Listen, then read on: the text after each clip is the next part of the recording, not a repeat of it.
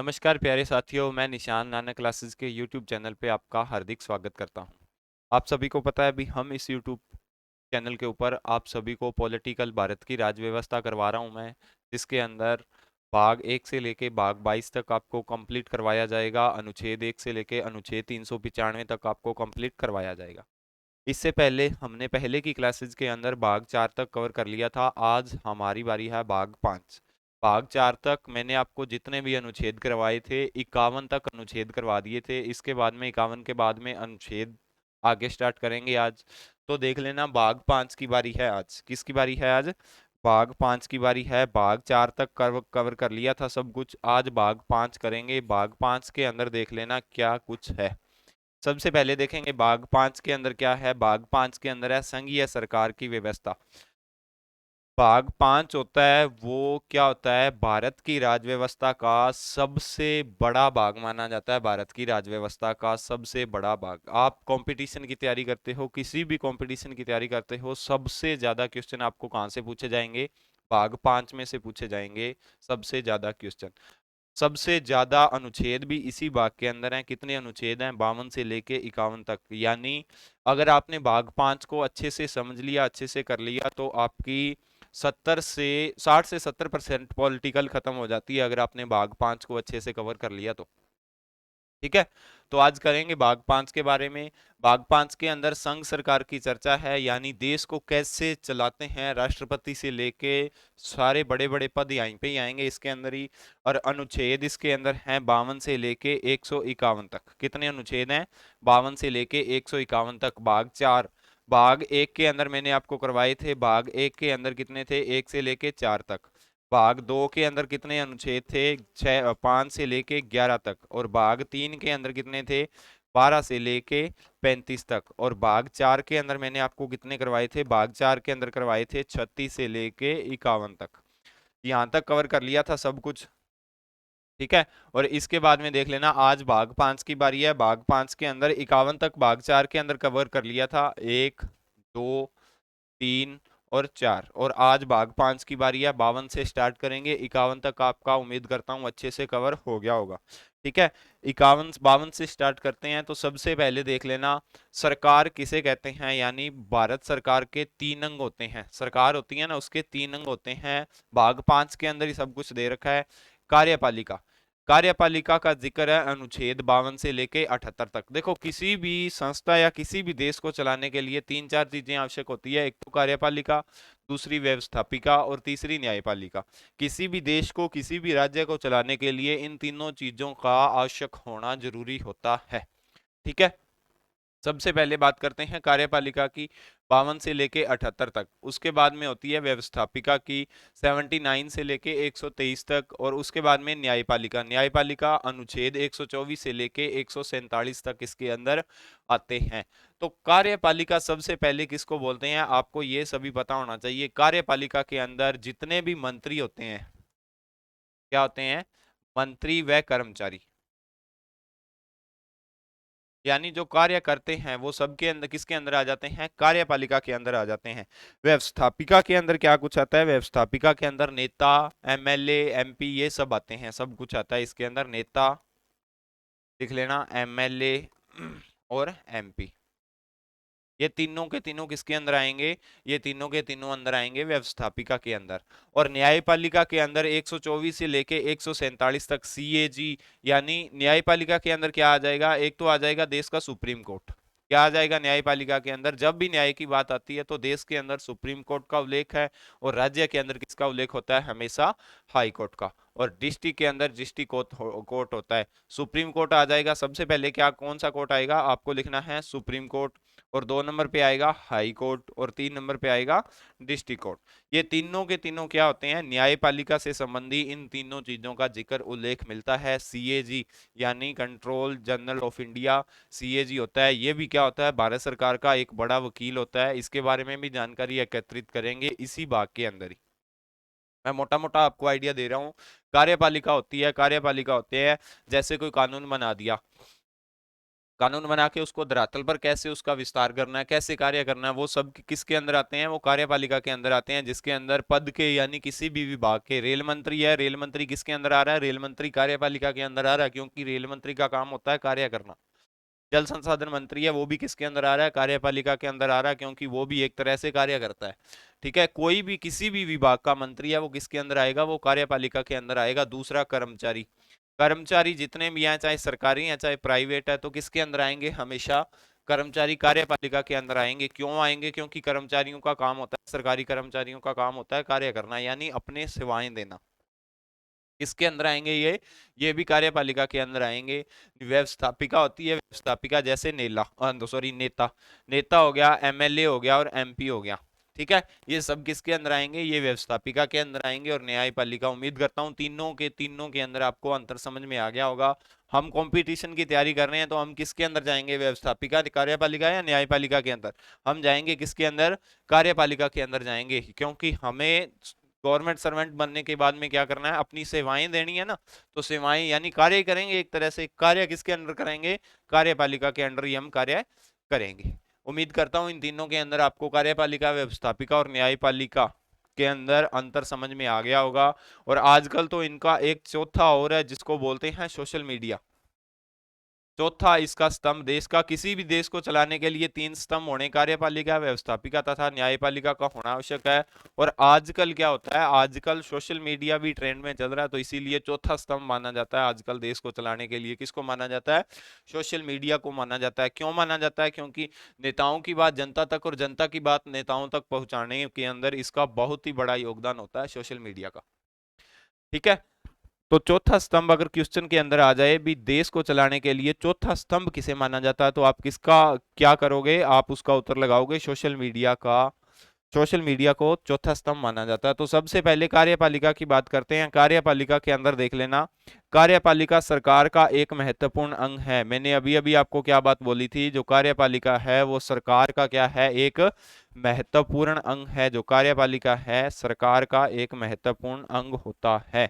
किसी भी देख लेना देश को चलाने के लिए, किसी भी संस्था को चलाने के लिए कार्यपालिका, व्यवस्थापिका, न्यायपालिका का होना आवश्यक ही है। महत्वपूर्ण अंग होता है।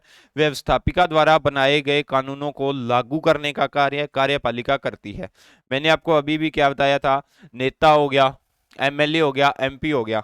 एमपी होते हैं वो कहां पे कानून बनाते हैं, संसद के अंदर। ठीक है, और नेता होते हैं क्या, वो भी कहां पे बैठते हैं, संसद के अंदर। यानी व्यवस्थापिका का काम क्या होता है, व्यवस्थापिका का काम होता है कानून बनाना, और कानून को धरातलीय जमीन पे लागू करना किसका काम होता है, वो काम होता है कार्यपालिका का। तो यही बात यहाँ पे बताई गई है, कार्यपालिका सरकार का एक महत्वपूर्ण अंग है। व्यवस्थापिका द्वारा बनाए कानूनों को लागू करने का कार्य कार्यपालिका द्वारा किया जाता है। संविधान के अनुसार केंद्र सरकार कार्यपालिका में भारत का राष्ट्रपति, उपराष्ट्रपति, प्रधानमंत्री, मंत्रिपरिषद तथा महान्यायवादी व अनेक सरकारी कर्मचारी सम्मिलित हैं। मैंने अभी अभी आपको क्या बोला था, भी जो कार्यपालिका होती है उसके अंदर मंत्री हो गए, हर एक विभाग का मंत्री कार्यपालिका के अंदर माना जाएगा। 2 नंबर क्या होता है, एक तो राष्ट्रपति, राष्ट्रपति भी कार्य करता है, एक हिसाब से अपनी सेवाएं देता है। दूसरा उपराष्ट्रपति, तीसरा प्रधानमंत्री, और 4 नंबर पे मंत्रिपरिषद। मंत्रिपरिषद यानी जितने भी कैबिनेट के मंत्री होते हैं मंत्रिपरिषद के अंदर आ जाएंगे। और महान्यायवादी, ये राशि एजी, इसको महान्यायवादी बोलते हैं, तथा अनेक सरकारी कर्मचारी सम्मिलित होते हैं। कौन कौन सम्मिलित होता है, आपको सीधे क्वेश्चन बन सकता है, भारत की कार्यपालिका के अंदर कौन कौन सम्मिलित होता है, तो आपको राष्ट्रपति, उपराष्ट्रपति, प्रधानमंत्री, मंत्रिपरिषद और महान्यायवादी तथा अनेक सरकारी कर्मचारी किसके अंदर सम्मिलित होते हैं, भारत की कार्यपालिका के अंदर। उम्मीद करता हूं कार्यपालिका आपको अच्छे से समझ में आया होगा। इसका अनुच्छेद पूछ ले कार्यपालिका का ओनली, तो 52 से 78 तक आपको बताना है। इसके बाद में नेक्स्ट व्यवस्थापिका की बात करते हैं। तो व्यवस्थापिका के अंदर देख लेना, जनता द्वारा चुने गए प्रतिनिधियों को यह समूह है जो जनता की इच्छा को कानूनी रूप प्रदान करने तथा संविधान में संशोधन करने का कार्य करती है। मैंने अभी अभी आपको क्या बोला था, भी जो संविधान है उसके अंदर संशोधन कौन करता है, संसद के अंदर तो एमपी करेंगे, और विधानमंडल के अंदर कौन करेगा, विधानमंडल के अंदर कौन करेगा, विधानमंडल के अंदर एमएलए करेंगे। दो ही करते हैं, या तो एमपी राज्यसभा लोकसभा, या एमएलए होते हैं एमएलए विधान परिषद और विधानसभा।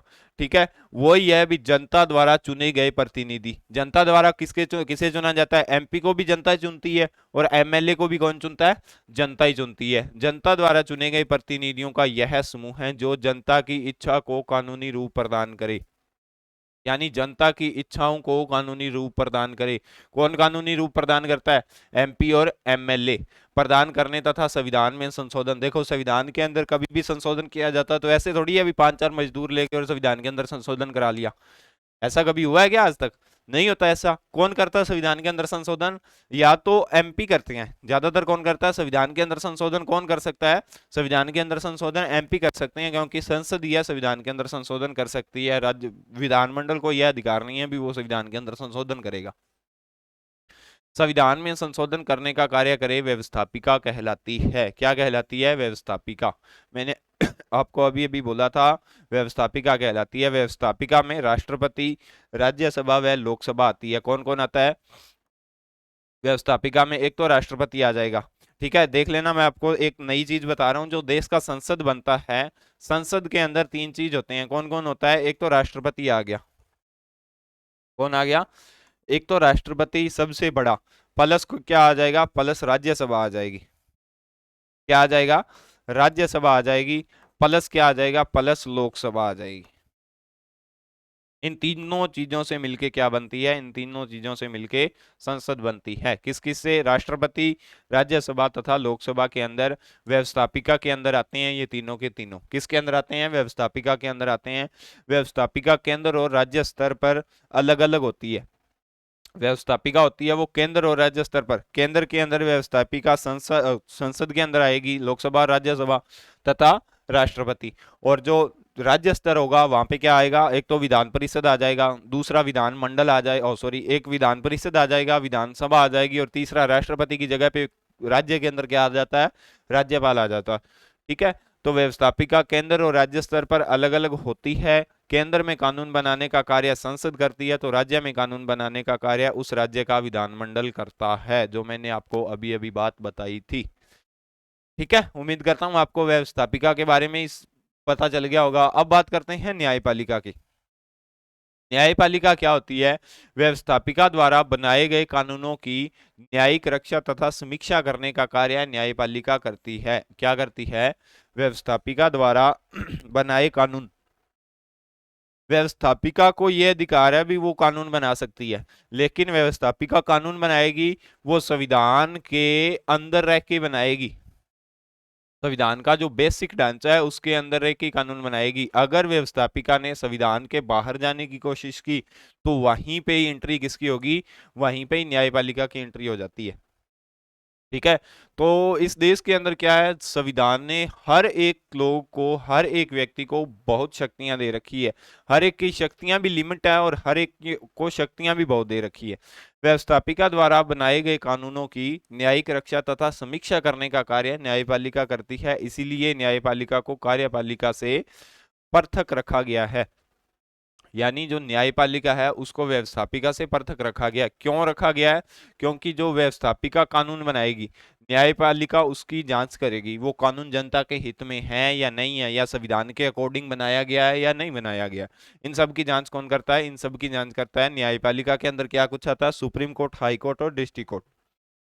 इसके बाद में क्या है? अर्थात व्यवस्थापिका व कार्यपालिका आपस में तालमेल बनाकर कार्य करते हैं। व्यवस्थापिका और कार्यपालिका यानी कानून बनाने वाले और कानून को इम्प्लीमेंट करने वाले, दोनों के दोनों आपस में तालमेल बना के ही कार्य करते हैं। अगर किसी के भी अंदर गड़बड़ की, यानी या तो व्यवस्थापिका ने गड़बड़ की या कार्यपालिका ने गड़बड़ की, तो वहीं पे एंट्री किसकी हो जाएगी? वहीं पे एंट्री न्यायपालिका की हो जाएगी।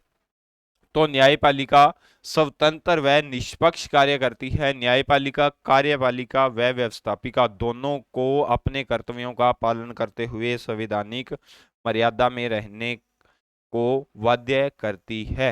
मैंने अभी अभी आपको बात बताई थी कि अगर संविधान से बाहर जाने की किसी ने भी कोशिश की, चाहे वो कार्यपालिका हो चाहे वो व्यवस्थापिका हो, बाहर जाने की कोशिश की तो वहीं पे एंट्री किसकी हो जाएगी, वहीं पे न्यायपालिका की एंट्री हो जाएगी। अभी देश के सुप्रीम कोर्ट से तो कोई बड़ा नहीं है, सुप्रीम कोर्ट से कोई बड़ा नहीं है, इसीलिए सुप्रीम कोर्ट से सभी डरते हैं, चाहे वो कोई भी हो, राष्ट्रपति, उपराष्ट्रपति, कोई भी कौन सा भी पद हो, सुप्रीम कोर्ट से सबको डर लगता है।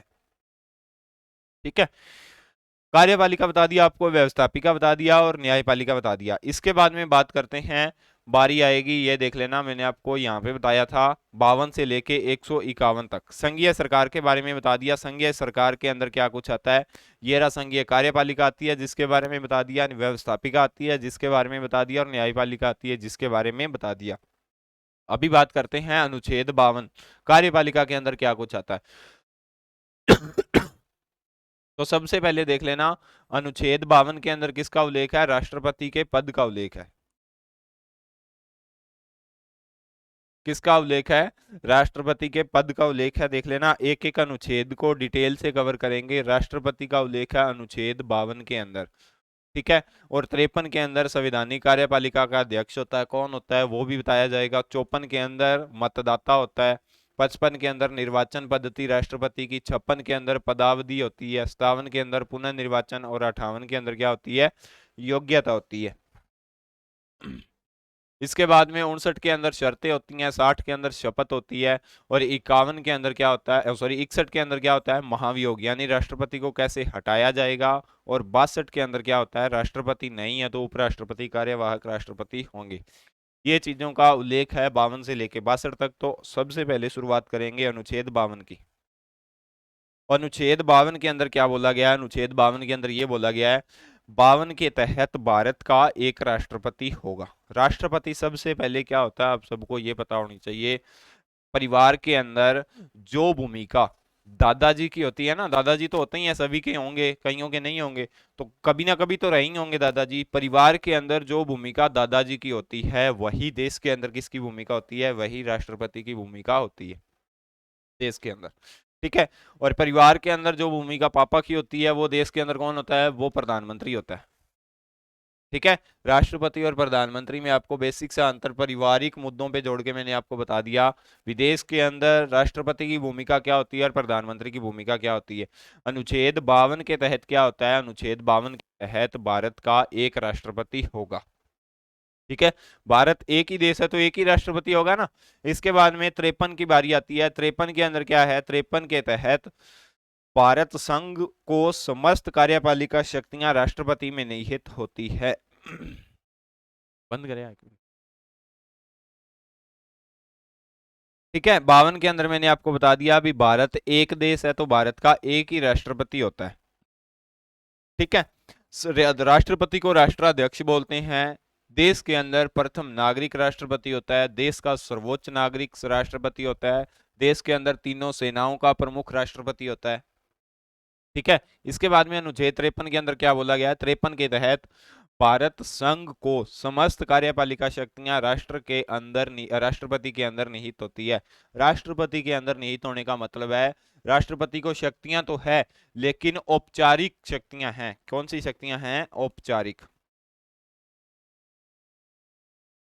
यानी कार्यपालिका की जो औपचारिक शक्तियां हैं वो किसके अंदर निहित होती हैं, वो राष्ट्रपति के अंदर निहित होती हैं। जैसे उदाहरण के तौर पे मैं आपको बताता हूं, प्रधानमंत्री है, प्रधानमंत्री को अगर किसी भी मंत्री का क्या करना है, किसी भी मंत्री का मतलब कि कोई मंत्री है, जैसे अभी उदाहरण के तौर पे जल संसाधन मंत्री है, कौन सा मंत्री है, उदाहरण के तौर पे बता रहा हूं मैं, जल संसाधन मंत्री है, तो जल संसाधन मंत्री ढंग से कार्य नहीं कर रहा। एक बार तो जब लोकसभा चुनी गई तब इसको मंत्री बना दिया, कोई भी ए नाम का व्यक्ति है, जल संसाधन मंत्री बना दिया। जल संसाधन मंत्री बनने के बाद में ये ढंग से कार्य नहीं कर रहा, तो अभी प्रधानमंत्री सीधा इसको जाके करेंगे या कहेंगे भी आप मंत्री पद से इस्तीफा दो, तो ये प्रधानमंत्री की पार्टी का है तो ये शरेआम तो ऐसे प्रधानमंत्री नहीं बोल सकते। तो फिर प्रधानमंत्री किसको कहेंगे, फिर कहेंगे राष्ट्रपति को। किसको बोला जाएगा, राष्ट्रपति को बोला जाएगा। क्या बोला जाएगा, अभी जल संसाधन मंत्री है, हमें उसका इस्तीफा चाहिए, तो राष्ट्रपति जल संसाधन मंत्री को इस्तीफा क्या कर देंगे, जल संसाधन मंत्री का इस्तीफा ले लेंगे। तो ऐसे देख लेना, औपचारिक का क्या मतलब होता है, अभी जल संसाधन मंत्री को हटाने का कार्य किसका था, हटाने की सोच किसकी थी, प्रधानमंत्री की थी, लेकिन हटाया किसने, राष्ट्रपति ने। तो इसीलिए बोला जाता है कि कार्यपालिका की औपचारिक शक्तियां किसके अंदर है, राष्ट्रपति के अंदर निहित होती है। ठीक है, इसके बाद में बात करते हैं भाग नंबर 54 की, सॉरी अनुच्छेद नंबर 54 की। अनुच्छेद 54 के तहत भारत के राष्ट्रपति का निर्वाचन जनता द्वारा प्रत्यक्ष रूप से न होकर अप्रत्यक्ष रूप से एक निर्वाचक मंडल द्वारा होता है। राष्ट्रपति का निर्वाचक मंडल अप्रत्यक्ष रूप से अनुपातिक प्रतिनिधित्व चुनाव पद्धति के अनुसार एकल संक्रमणीय गुप्त मतदान द्वारा होता है। समझने वाली बात है, जो राष्ट्रपति का निर्वाचन होता है ना, राष्ट्रपति का निर्वाचन सीधे जनता द्वारा तो नहीं किया जाता है। कभी गांव के अंदर सुना है भी चलो ट्राली भर के चला आज राष्ट्रपति का वोट आप वोट गाल गामा, कभी ऐसी बात सुनी है क्या आपने गांव के अंदर, नहीं सुनी ना। तो राष्ट्रपति का जो चुनाव होता है वो जनता द्वारा प्रत्यक्ष रूप से, प्रत्यक्ष और अप्रत्यक्ष दो रूप के चुनाव होते हैं। प्रत्यक्ष चुनाव वो होते हैं जो जनता द्वारा ही चुने जाते हैं, और अप्रत्यक्ष चुनाव कौन से होते हैं, जो जनता द्वारा चुने गए प्रतिनिधियों द्वारा चुने जाते हैं। उदाहरण के तौर पे सबसे बड़ा उदाहरण है इसका राष्ट्रपति। राष्ट्रपति के चुनाव के अंदर जनता भाग नहीं लेती, तो भाग कौन लेता है, राष्ट्रपति के चुनाव के अंदर जनता द्वारा चुने गए जैसे एमपी एमएलए ये सभी भाग लेंगे। तो किस पद्धति के द्वारा किया जाता है, अनुपातिक प्रतिनिधित्व चुनाव पद्धति के द्वारा अप्रत्यक्ष रूप से संक्रमणीय गुप्त मतदान प्रणाली द्वारा चुनाव किया जाता है।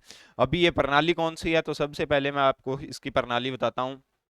उदाहरण के तौर पे आप देख लेना, चुनाव है ए बी प्लस सी, तीन के तीन लोग चुनाव के अंदर खड़े हैं राष्ट्रपति के चुनाव के अंदर, राष्ट्रपति के चुनाव के अंदर, और वोट देने वाले कितनी जनता है, वोट देने वाले चार लोग हैं, एक दो तीन और चार।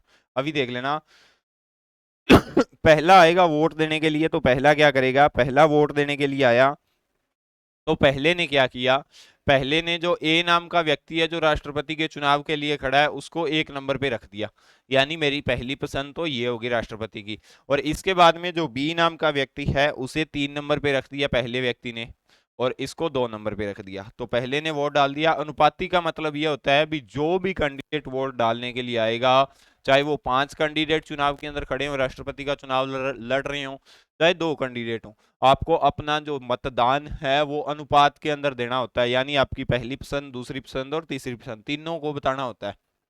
सिंपल चुनाव के अंदर तो नहीं होता, जो भी कैंडिडेट मनपसंद है उसके नाम के ऊपर ठप्पा लगाया और आगे, ऐसे तो नहीं होता ना जैसे इसके अंदर है। यानी आपका एक वोट है तो आप सबको ही वोट डाल के आओगे, लेकिन आपकी पहली पसंद कौन है, दूसरी पसंद कौन है, तीसरी पसंद कौन है और चौथी पसंद कौन है, ये आपको उसके अंदर बताना होता है। फिर 2 नंबर का व्यक्ति आया, तो 2 नंबर का व्यक्ति क्या करता है, इसको 3 नंबर पे रख लेता है, इसको 2 नंबर पे रख लेता है और इसको 1 नंबर पे रख लेता है। फिर 3 नंबर का व्यक्ति आता है, 3 नंबर का व्यक्ति क्या करता है, इसको 3 नंबर पे रख लेता है, इसको 2 नंबर पे और इसको फिर 1 नंबर पे। और फिर 4 नंबर का व्यक्ति आता है, 4 नंबर का व्यक्ति क्या करता है, इसको 2 नंबर पे रख लिया उसने, इसको 1 पे रख लिया और इसको 3 पे रख लिया। 3 व्यक्ति थे चुनाव लड़ रहे थे और 4 वोटर थे। ये हो गया आपके चुनाव कंप्लीट। अभी जब चुनाव का निर्णय आता है तो चुनाव ये डिसाइड करता है अभी लोगों की पहली पसंद कौन थी, यानी 1 नंबर पे लोगों की पहली पसंद कौन है, 1 नंबर पे जो पसंद है लोगों की वो पहली पसंद किसे रखा गया है लोगों के द्वारा, ये चुना ये किया जाता है। देख लेना, लोगों की पहली पसंद कौन है लोगों के द्वारा ये देखा जाता है। तो सबसे पहले देख लेना इसको कैसे किया जाता है। ए की गिनती करेंगे तो ए को एक व्यक्ति है जिसने 1 नंबर पे रखा है, ठीक है, तो ए को 1 नंबर पे रखने वाला कितना व्यक्ति है, एक। और बी को 1 नंबर पे रखने वाला, बी को भी एक है। और सी को 1 नंबर पे रखने वाला कितने व्यक्ति हैं, सी को 1 नंबर पे रखने वाले 2 व्यक्ति हैं। तो इसके अंदर जीत कौन जाता है, जीत किसकी हो जाती है, जीत हो जाती है सी नंबर पे। क्यों हो जाती है जीत, क्योंकि 4 वोटर थे, 4 में से 2 लोगों ने सी को पहले नंबर पे रखा, ठीक है।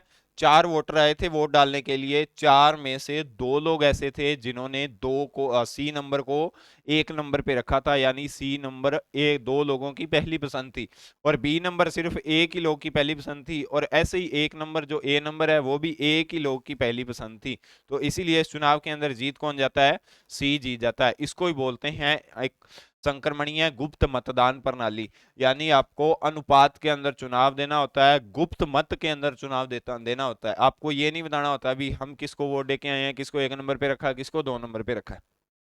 ठीक है, उम्मीद करता हूं आपको ये प्रणाली समझ में आई होगी। और प्रथम चरण का चुनाव, इसके अंदर देख लेना, प्रथम चरण जो काउंटिंग होती है ना, 2 या जितनी बार चाहे उतनी बार ही की जा सकती है। प्रथम चरण, द्वितीय चरण, कितनी होती है? द्वितीय चरण। ठीक है, अगर उदाहरण के तौर पे यहाँ पे देख लेना, यहाँ पे भी अगर एक आ जाता, उदाहरण के तौर पे यहाँ पे भी एक आ जाता, तो इसको भी 1 नंबर पे रखने वाले 2 व्यक्ति थे और इसको भी 2 व्यक्ति थे, तो दोनों के दोनों तो बराबर हो जाएंगे। फिर प्रथम चरण की मतगणना को क्या किया जाता है? कैंसिल किया जाता है। फिर द्वितीय चरण की मतगणना आती है। किसके चरण की आती है? द्वितीय चरण की मतगणना आती है। तो उसके द्वारा ये डिसाइड किया जाता है भी फिर कौन सा व्यक्ति जीत रहा है। ठीक है, उम्मीद करता हूं आपको ये प्रणाली समझ के अंदर आई होगी, अनुपातिक प्रणाली। तो ये देख लेना, इसके अंदर राष्ट्रपति के निर्वाचन में भाग लेने वाले निर्वाचित सदस्य लोकसभा के, राज्यसभा के तथा विधानसभाओं के होते हैं। कौन कौन से होते हैं? निर्वाचित सदस्य यानी जो जनता द्वारा चुने जाते हैं, लोकसभा के निर्वाचित सदस्य यानी एमपी, और राज्यसभा के निर्वाचित सदस्य यानी एमपी, और विधानसभाओं के निर्वाचित सदस्य भी कौन होते हैं? एमएलए होते हैं। देश के अंदर 2 सदन होते हैं ना, उदाहरण के तौर पे ये संसद है देश का, ये है राज्यसभा और ये है लोकसभा, 2 सदन होते हैं। तो जितने भी क्या होते हैं, जितने भी लोकसभा के अंदर एमपी बैठते हैं, यानी कितनी है टोटल संख्या? 545 है। कितनी है? 545 है। लेकिन इसके अंदर जो 2 एंग्लो इंडियन के सदस्य थे उनको क्या कर दिया गया? उनको खत्म कर दिया गया। तो अभी कितने बच गए हैं? अभी 543 बच गए हैं। कितने बच गए हैं? 543। और इधर कितनी है संख्या? इधर 250 संख्या है। तो 250 संख्या में से कितने भाग लेंगे? उदाहरण के तौर पे आपसे क्वेश्चन आ जाए, भारत की राज्यसभा के अंदर 250 सदस्य हैं, तो राष्ट्रपति के चुनाव के अंदर कितने राज्यसभा के सदस्य भाग लेंगे? तो आपको 250 नहीं उत्तर लगाना। क्यों नहीं लगाना? 250 नहीं लगाना। 250 में से आपको कितना लगाना है? 238 लगाना है। क्यों 238 लगाना है? तो 238 इसीलिए लगाना है क्योंकि जो राज्यसभा होती है ना, उसमें से 12 सदस्य कौन निर्वाचित या कौन नियुक्त करता है? उन 12 सदस्यों को, उन 12 सदस्यों को राष्ट्रपति के द्वारा निर्वाचित या नियुक्त किया जाता है। अभी देख लेना, कोई भी व्यक्ति है उसको राष्ट्रपति ने नियुक्त किया है। करंट के अंदर द्रौपदी मुर्मू जी है, उन्होंने राज्यसभा के अंदर अपने 12 जो निर्वाचित सदस्य हैं उनको बिठा दिया, कला के, विज्ञान के या ऐसे साहित्य के। जब मैं आगे आपको पढ़ाऊंगा तो इन 12 सदस्यों के बारे में जानकारी दूंगा। 12 सदस्यों को चुन के राज्यसभा के अंदर भेज दिया। अभी क्या होता है, आगे जब राष्ट्रपति का चुनाव आएगा तो द्रौपदी मुर्मू जी है वो दोबारा चुनाव लड़ेंगी राष्ट्रपति का। उदाहरण के तौर पे बता रहा हूं, द्रौपदी मुर्मू जी दोबारा चुनाव लड़ेंगी राष्ट्रपति का। अगर ये सदस्य भाग लेंगे राष्ट्रपति के चुनाव के अंदर, तो ये 12 के 12 किसके पक्ष में जाएंगे? जिन्होंने इनका चुनाव किया था, द्रौपदी मुर्मू ने इनका चुनाव किया, तो इनकी वोटिंग तो द्रौपदी मुर्मू को ही जाएगी ना, सीधी की सीधी। और कोई कैंडिडेट को तो ये तो देखेंगे भी नहीं, नहीं देखेंगे ना। तो इसीलिए जो 12 सदस्य जो राष्ट्रपति द्वारा नियुक्त होते हैं उनको चुनाव से दूर रखा गया है। इधर जो 2 लोकसभा के अंदर राष्ट्रपति द्वारा नियुक्त होते थे एंग्लो इंडियन के सदस्य है, उनको राष्ट्रपति द्वारा क्या किया जाता है? उनको राष्ट्रपति के चुनाव में भाग नहीं लेने दिया जाता। ये बात आपको याद रखनी है। लोकसभा से 543 और राज्यसभा से 238 सदस्य ही राष्ट्रपति के चुनाव के अंदर भाग लेंगे। अगर इन 2 को और इन 12 को भी मिला लिया जाता है तो फिर राष्ट्रपति का चुनाव क्या रह गया? क्योंकि इनका राष्ट्रपति ने चुनाव कर दिया और राष्ट्रपति का ये चुनाव कर देंगे, तो ऐसा थोड़ी ना होता है। ठीक है, तो कुछ बेसिक बेसिक चीजें हैं जिनके बारे में आपको जानकारी एकत्रित करना आवश्यक होता है। तो उम्मीद करता हूँ आपको ये बात समझ में आई होगी भी कौन कौन भाग लेता है और कौन कौन नहीं लेता। 1 नंबर, लोकसभा के निर्वाचित लोकसभा के क्या होते हैं? लोकसभा के निर्वाचित सदस्य भाग लेते हैं, लिख लेना। सिर्फ निर्वाचित की बात कर रहा हूं लोकसभा की, 2 एंग्लो इंडियन के सदस्य हैं वो भाग नहीं लेंगे। और दूसरा आ जाएगा राज्यसभा के सदस्य, निर्वाचित सदस्य, यहाँ पे निर्वाचित सदस्य। और 3 नंबर पे आ जाएगा देश की विधानसभाएं, जितनी भी विधानसभा हैं उनके सदस्य। एक बार तो मैं आपको संसद का बता रहा हूँ, संसद में से लोकसभा के तथा राज्यसभा के निर्वाचित सदस्य भाग लेंगे। इसके बाद में बात करते हैं, इसके बाद में बात करते हैं विधानमंडल की, यानी जितने भी राज्य हैं 2 ही सदन होते हैं ना, एक तो विधानसभा होती है और दूसरा कौन सा होता है? विधान परिषद होती है। तो ये क्या हो गया? ये हो गया विधानमंडल राज्यों का। क्या हो गया? विधान मंडल। क्या हो गया ये, विधानमंडल हो गया। विधानमंडल के अंदर विधानसभा होती है और विधान परिषद होती है। विधानसभा के अंदर जितने भी सदस्य जनता द्वारा चुने जाते हैं वो सभी राज्यों के सदस्य राष्ट्रपति के चुनाव के अंदर भाग लेंगे विधानसभा के अंदर। और विधान परिषद होती है, विधान परिषद देश के सभी राज्यों के अंदर नहीं है। कितने राज्यों के अंदर है विधान परिषद, सिर्फ और सिर्फ 6 राज्यों के अंदर है विधान परिषद। इसीलिए देश के विधान परिषद को राष्ट्रपति के चुनाव से दूर रखा गया है। ठीक है, सिर्फ और सिर्फ विधानसभा के निर्वाचित सदस्य इसके अंदर भाग लेंगे, विधान परिषद के सदस्य इसके अंदर भाग नहीं लेंगे। क्यों नहीं लेंगे? क्योंकि प्रत्येक राज्य के अंदर विधान परिषद नहीं है। या तो प्रत्येक राज्य के अंदर विधान परिषद हो या किसी भी राज्य के अंदर विधान परिषद नहीं हो। तो इसीलिए क्या बोला गया है, सिर्फ और सिर्फ विधानसभा के जितने भी सदस्य हैं, निर्वाचित सदस्य है, वही राष्ट्रपति के चुनाव के अंदर भाग लेते हैं। विधानसभा के, विधान परिषद के सदस्य राष्ट्रपति के चुनाव के अंदर भाग नहीं लेते। उम्मीद करता हूं आपको ये बातें समझ में आई होगी। लोकसभा के निर्वाचित सदस्य, राज्यसभा के निर्वाचित सदस्य प्लस विधानसभा के निर्वाचित सदस्य भाग लेते हैं। लोकसभा के कितने हैं, 543। कितने हैं लोकसभा के? लोकसभा के लिख लेना 543। और राज्यसभा के कितने आ जाएंगे, 238।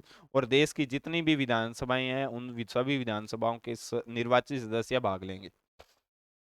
यही बात इसके अंदर बोली गई है। राष्ट्रपति के निर्वाचन मंडल में निर्वाचित सदस्य लोकसभा, राज्यसभा प्लस देश की विधानसभाओं के, ये मैं बार बार इसकी वो बात बोल रहा हूँ, विधान मंडल के मत करके आ जाना, विधानसभाओं के सदस्य ही भाग लेंगे।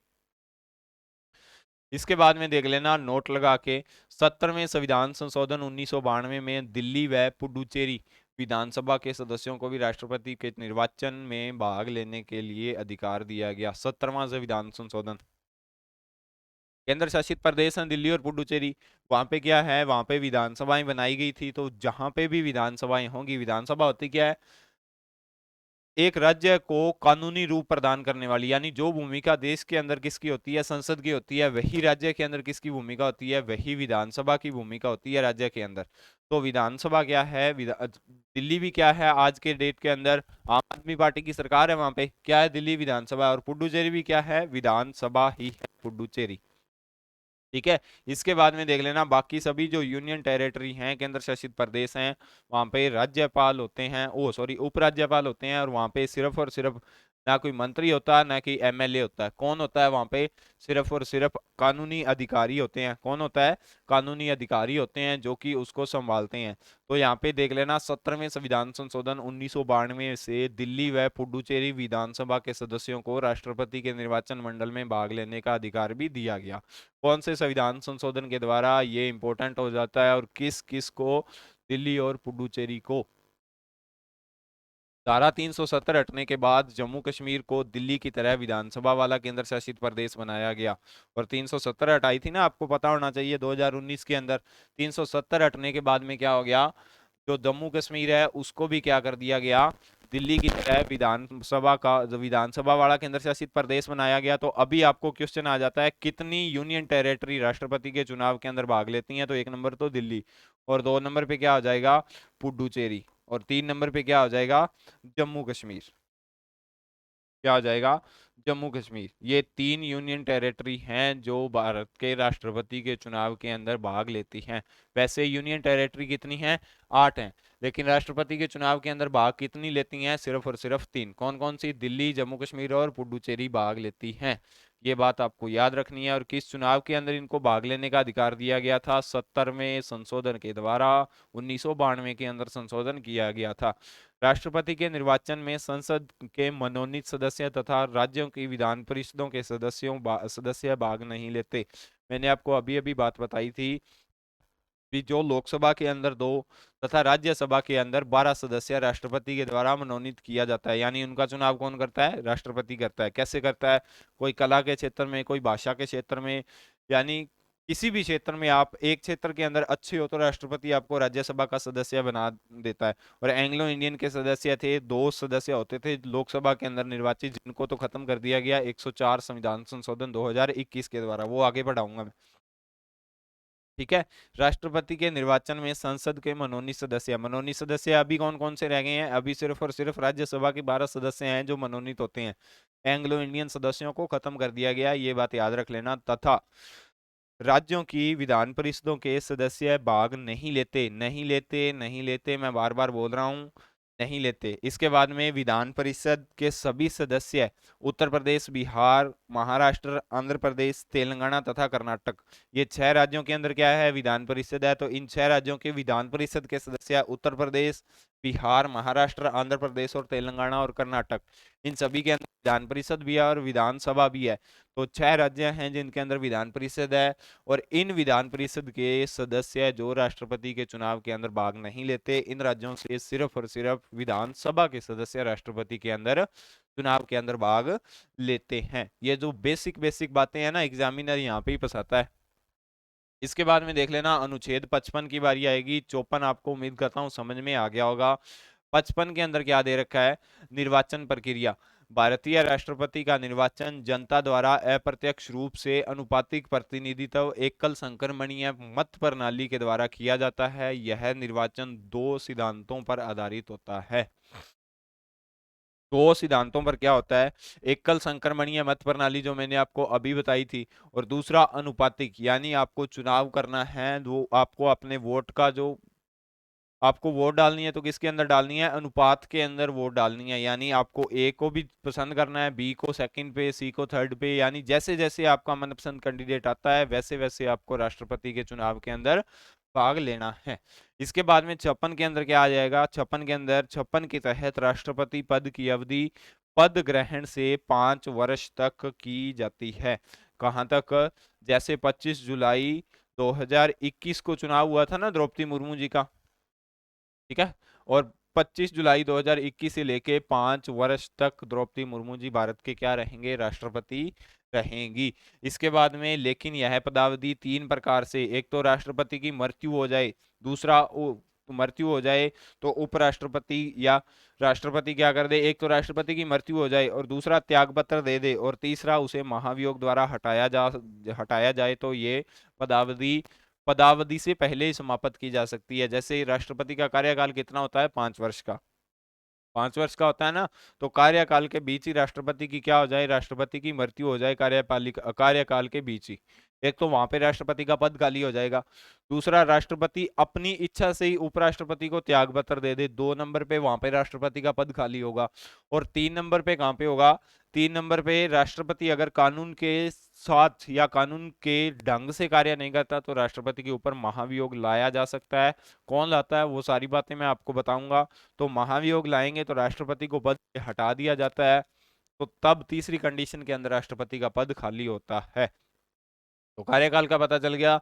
साधारण कितना होता है? 5 वर्ष, लेकिन इसे मृत्यु भी हो सकती है, त्याग पत्र भी दे देता है, और 3 नंबर इसे महाभियोग से हटाया भी जा सकता है। एक बात देख लेना, संविधान के अंदर जो भी मेन शक्तियां दी गई है किसे दी गई है? हम भारत के लोगों को दी गई है। अगर देख लेना राष्ट्रपति कितना बड़ा देश के अंदर पद है, इसके ऊपर भी महाभियोग लाया जा सकता है। ठीक है। जनता किससे डरती है? जनता डरती है पुलिस से। पुलिस किससे डरती है? पुलिस डरती है कोर्ट से। कोर्ट किससे डरती है? संसद से। संसद किससे डरती है? फिर जनता से। ठीक है। तो सबके सबसे ज्यादा पावर किसके पास है? सबसे ज्यादा पावर है हम भारत के लोगों के पास। इसीलिए उद्देशिका के अंदर पहली लाइन के अंदर लिखा गया है ना, हम भारत के लोग। तो संविधान बनाने वाले इतने इंटेलिजेंट थे, इतने इंटेलिजेंट थे भी सब कुछ मिला के उन्होंने किसी को भी एक पावर भी नहीं दी, यानी कोई भी अपनी मर्जी से कार्य नहीं कर सकता, सभी को संविधान के अकॉर्डिंग चलना पड़ेगा। और संविधान की सारी शक्ति किसके अंदर दी गई है? उन्होंने हम भारत के लोगों के अंदर संविधान की सारी शक्ति निहित है। छप्पन उम्मीद करता हूं समझ में आ गया होगा। अभी अनुच्छेद 57 की बात करते हैं। 57 के तहत राष्ट्रपति के पुनर्निर्वाचन के लिए पात्रता संविधान के इस संदर्भ में मौन है। संविधान में राष्ट्रपति के पुनर्निर्वाचन की कोई समय सीमा नहीं की गई है। उदाहरण के तौर पे अभी द्रौपदी मुर्मू जी राष्ट्रपति बनी है, तो द्रौपदी मुर्मू जी तो पहली बार ही राष्ट्रपति बनी है ना। द्रौपदी मुर्मू जी चाहे तो आगे जब तक इनका जीवन है तब तक राष्ट्रपति का चुनाव लड़ सकती है। हारे जीते वो एक अलग मैटर है, लेकिन द्रौपदी मुर्मू जी अगर चाहे तो जब तक इनके अंदर श्वास हैं तब तक राष्ट्रपति का चुनाव लड़ सकती हैं। मिनिमम आयु 35 वर्ष रखी गई है। ये सारी बातें मैं आपको बताऊंगा आगे। ठीक है, 57 के अंदर ये है राष्ट्रपति का कितनी बार चुनाव किया जा सकता है राष्ट्रपति को, तो कितनी बार किया जा सकता है?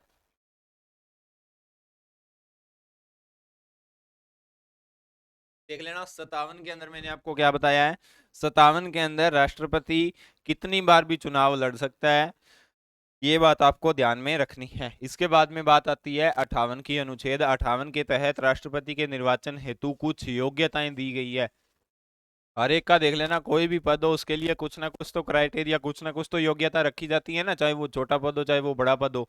तो राष्ट्रपति के अंदर 1 नंबर योग्यता क्या है? भारत का नागरिक हो।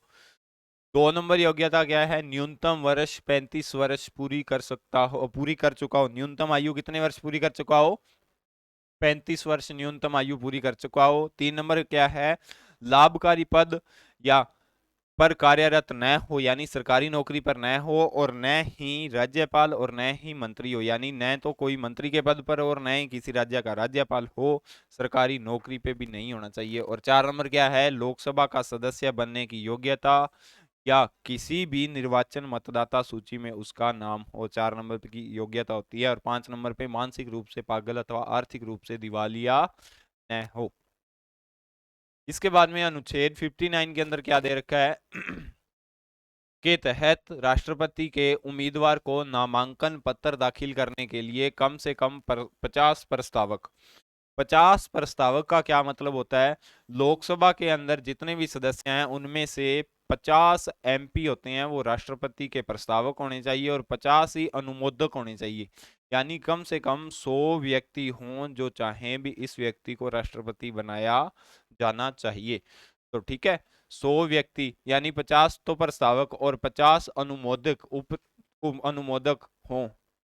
वह देख लेना 15,000 रुपए जमानत राशि आरबीआई को जमा करवानी पड़ती है। यानी आपके फेवर के अंदर 100 तो एमपी हो लोकसभा के, और दूसरा आप 15,000 रुपए जमानत राशि किसको करवाओगे? आरबीआई बैंक के अंदर आप जमा करवाओगे।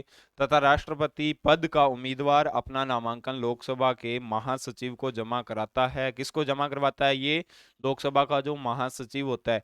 राष्ट्रपति के चुनाव की प्रचार प्रक्रिया 14 दिन तक चलती है। ये भी देख लेना, कितने दिन तक चलती है? 14 दिन तक राष्ट्रपति के चुनाव की प्रक्रिया चलती है, प्रचार प्रक्रिया सॉरी। कितने दिन तक चलती है? 14 दिन तक। और अनुच्छेद 60 के तहत राष्ट्रपति अन्य पदों को शपथ के प्रारूप से भिन्न संविधान एवं विधि के संरक्षण की शपथ लेता है। किसकी शपथ लेता है? संविधान व विधि के संरक्षण की। यानी कोई भी जो मंत्री है, कोई भी राष्ट्रपति उपराष्ट्रपति है, संविधान के संरक्षण की शपथ लेता है। कौन दिलाता है शपथ? जो न्यायालय के मुख्य न्यायाधीश, यानी सर्वोच्च न्यायालय सुप्रीम कोर्ट का मुख्य न्यायाधीश शपथ दिलाता है। जबकि तथा मुख्य न्यायाधीश की अनुपस्थिति में वरिष्ठ न्यायाधीश द्वारा शपथ दिलाई जाती है। देख लेना, वैसे शपथ कौन दिलाता है राष्ट्रपति को? वैसे दिलाएगा भारत के सुप्रीम कोर्ट का या सर्वोच्च न्यायालय का मुख्य न्यायाधीश। और अगर मुख्य न्यायाधीश न हो तो न्यायाधीश के अंदर जो वरिष्ठ न्यायाधीश होगा वो शपथ दिलाएगा। इसके बाद में देख लेना, ये था आपका अनुच्छेद भाग 5 के अंदर हमने आज कहां से कहां तक कवर किया है? 60 तक कवर हो गए आपके, यानी शपथ तक। शपथ कौन दिलाएगा? कल बारी आएगी महाभियोग कैसे लगाया जा सकता है राष्ट्रपति के ऊपर, तो कल की क्लास में देखेंगे राष्ट्रपति को किस प्रकार से हटाया जा सकता है।